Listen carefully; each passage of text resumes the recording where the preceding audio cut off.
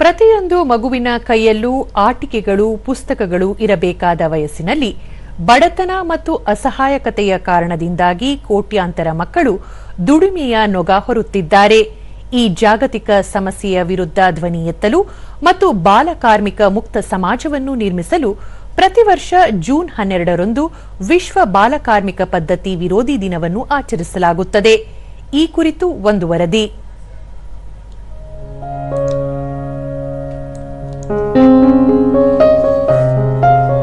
ಇಂದು ವಿಶ್ವಾದ್ಯಂತ ಬಾಲಕಾರ್ಮಿಕ ಪದ್ಧತಿ ವಿರೋಧಿ ದಿನ ಆಚರಣೆ ಮಾಡಲಾಗುತ್ತಿದೆ. ಅಂತಾರಾಷ್ಟ್ರೀಯ ಕಾರ್ಮಿಕ ಸಂಸ್ಥೆ 2002ರಲ್ಲಿ ಮೊದಲ ಬಾರಿಗೆ ವಿಶ್ವ ಬಾಲಕಾರ್ಮಿಕ ಪದ್ಧತಿ ವಿರೋಧಿ ದಿನಾಚರಣೆಯನ್ನು ಜಾರಿಗೆ ತಂದಿತು. ಜಗತ್ತಿನಲ್ಲಿ ಬಾಲಕಾರ್ಮಿಕ ಪದ್ಧತಿಯ ಭೀಕರತೆಯನ್ನು ಜನರಿಗೆ ಮನವರಿಕೆ ಮಾಡಿಕೊಡುವುದು, ಮಕ್ಕಳ ಹಕ್ಕುಗಳನ್ನು ರಕ್ಷಿಸುವುದು, ಅವರಿಗೆ ಕಡ್ಡಾಯ ಶಿಕ್ಷಣ ದೊರೆಯುವಂತೆ ಮಾಡುವುದು ಈ ದಿನದ ಮುಖ್ಯ ಉದ್ದೇಶವಾಗಿದೆ.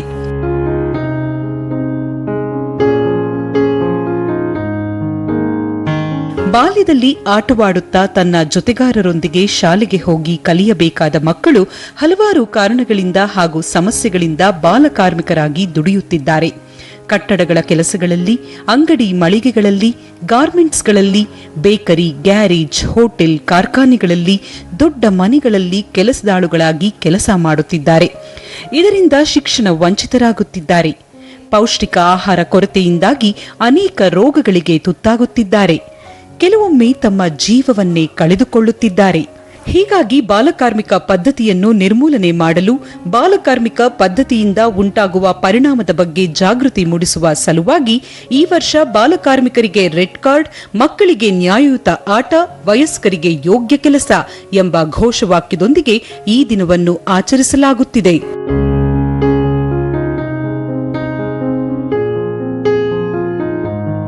ಗುಣಮಟ್ಟದ ಶಿಕ್ಷಣ, ಸಾಮಾಜಿಕ ರಕ್ಷಣೆ, ವಯಸ್ಕರಿಗೆ ಯೋಗ್ಯ ಕೆಲಸದ ಅವಕಾಶಗಳ ಪ್ರಾಮುಖ್ಯತೆಯನ್ನು ಈ ದಿನ ಎತ್ತಿ ತೋರಿಸುತ್ತಿದೆ.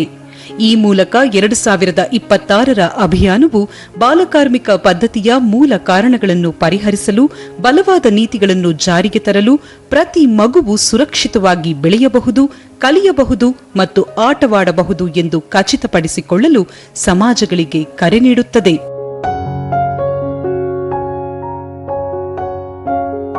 ಬಾಲ್ಯ ಎಂಬುದು ಸುಂದರವಾದ ಕನಸುಗಳನ್ನು ಕಾಣುವ ವಯಸ್ಸೇ ಹೊರತು ಸಂಸಾರದ ನೊಗ ಹೊರುವ ವಯಸ್ಸಲ್ಲ. ಹಾಗಾಗಿ ಪ್ರತಿ ಮಗುವಿಗೂ ಶಾಲೆ, ಸುರಕ್ಷಿತ ಬಾಲ್ಯ ಸಿಗುವಂತಾಗಲಿ ಎಂಬುದು ನಮ್ಮ ಆಶಯ.